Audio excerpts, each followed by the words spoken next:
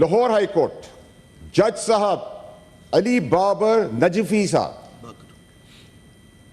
علی باقر نجفی صاحب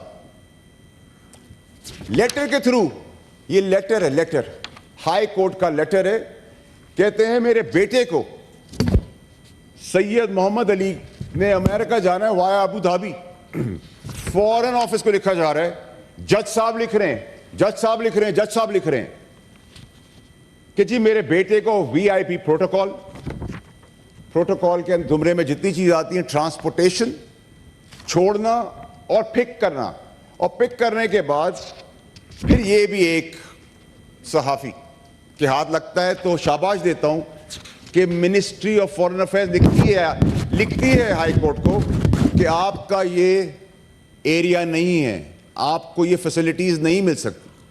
اب آپ مجھے یہ بتائیں کہ اگر جج سپیریئر کورٹس کے اپنے لیٹر ہیڈ پر انصاف تو نہیں دے پا رہے، لیکن اپنے پرکس، پریولیجز، اپنی رسپانسبلٹی کے دائرہ کار سے باہر نکل کر یہ کام کر رہے ہیں، میں سمجھتا ہوں کہ یہ کیسے پاسبل ہے کہ ایک جج کے پاس اتنا ٹائم ہو، اور کیا اسکیپ گوٹ آپ رجسٹرار کو بنائیں گے اس کے اندر؟ تو اگر یہ ریکلیسنس، اگر یہ کیئرلیسنس اور یہ سب چیزیں کورٹس کے اندر موجود ہیں، تو عام پاکستانی کا کیا ہوگا؟ اس کا فیصلے کا کیا ہوگا؟ اس کی قسمت کی تقدیر کا فیصلہ کون کرے گا؟ میری قسمت کا فیصلہ کون کرے گا؟ کیا ان ججوں کو موجود ہونے کی ضرورت ہے کورٹس کے اندر؟ اس میں کتنی دیر کا کام ہے؟ اگر اس کا فل سٹاپ ہمارے اوپر لگا ہوتا، پارلیمنٹیرینز کے اوپر، تو دو دفعہ سزائیں دی جاتی جس طرح مجھے دی گئیں، جبکہ میری والدہ ڈیتھ بیڈ پہ تھی، لیکن اس پہ کوئی ایکشن نہیں ہوتا۔ جسٹس منصور علی شاہ صاحب نے ہمیں لائٹ ان دا ٹنل دکھائی، سیلف اکاؤنٹیبلٹی کی بات کی، آنریبل جسٹس ہے، اور میں آنریبل اسی آدمی کو آگے لگاؤں گا جو اس کو میں آنریبل سمجھتا ہوں۔ تو آنریبل جسٹس منصور علی شاہ صاحب نے ہمیں لائٹ ان دا ٹنل دکھایا، سیلف اکاؤنٹیبلٹی کی بات کی، صادق اور امین کی بات کی، اپنے پرابلمز بتائے، ہم نے لبیک کہا، ہمیں لگا۔ اب مجھے میڈم یہ بتائیں، یہ ہاؤس بتائے، یہ پارلیمان مجھے بتائے کہ اس شواہد کے بعد کورٹ نے ایک کیسے ابھی تک اس کے اوپر ایکشن نہیں لیا؟ تو اکاؤنٹیبلٹی کیا ہے؟ آپ سے سوال ہو تو کنٹیمپٹ، آپ سے غلطی ہو تو مسٹیک۔ آگے چلیں جی،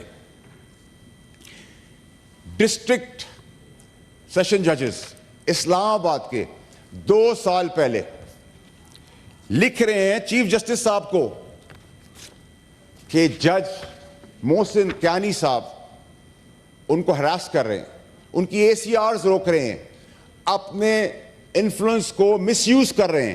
یہ میں نہیں کہہ رہا، یہ ان کے نیچے کے ججز کہہ رہے ہیں، اور 2 سال کے بعد پھر ایک اور خط جاتا ہے، یہ بھی میں نہیں کہہ رہا، ان کے نیچے ماتحت ججز بتا رہے ہیں کہ مس کانڈکٹ کیا ہے، کس طریقے سے ہمیں ہراس کیا جا رہا ہے، ہم ان کی بات نہیں سنتے تو ہماری اے سی آرز، ہماری پروموشنز، ٹرانسفر، پوسٹنگ کرا دی جاتی ہیں۔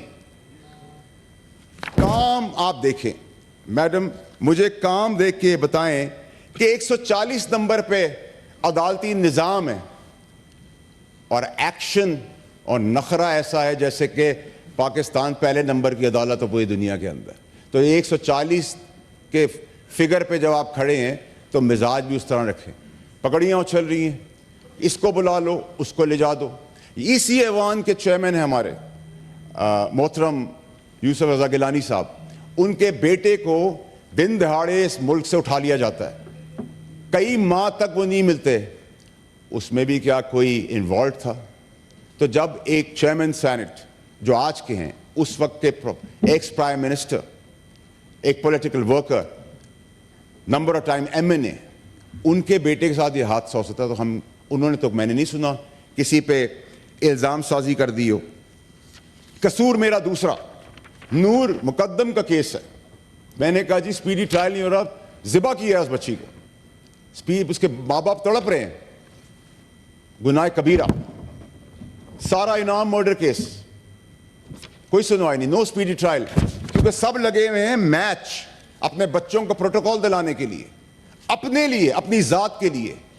سوشل میڈیا کیمپین ہم پہ کرے گا تو کوئی بات نہیں، آپ پہ کرے گا تو آپ نوٹس لیں گے. ہم نے تو کہا کنڈیم کرتے ہیں ہم, کسی کے ساتھ بھی ہوتا ہے. آپ یہ نوٹس ایک عام پاکستانی کے لیے لے لیتے ہیں. ہم اپریشیٹ کرتے ہیں کہ پاکستانیوں کے لیے بھی کچھ ہوا ہے. ریپ کیسز, ویڈیو ہے ہمارے پاس جس میں ایک آدمی ایک بچی کا ریپ کرتا ہے, اس کا مرڈر کرتا ہے, اس کو یوں کر کے دیکھتا ہے جیسے کہ وہ بچی نہیں جانور ہے. اس پہ کوئی ایکشن نہیں ہے, کوئی سنوائی نہیں, کیونکہ اس کے پاس لوگ ہیں. چلیں جی آگے بڑھ جاتے ہیں. جج صاحب کی بیگم صاحبہ ایک بچی پہ ٹارچر کرتی ہے. ٹارچر کرنے کے بعد اس کے اتنا مارتی کہ اس کے سر میں کیڑے پڑ جاتے ہیں. تو جو جج اپنے گھر کے اندر اس طرح کی بربریت دیکھ سکتا ہے وہ کیا انصاف باہر دے گا.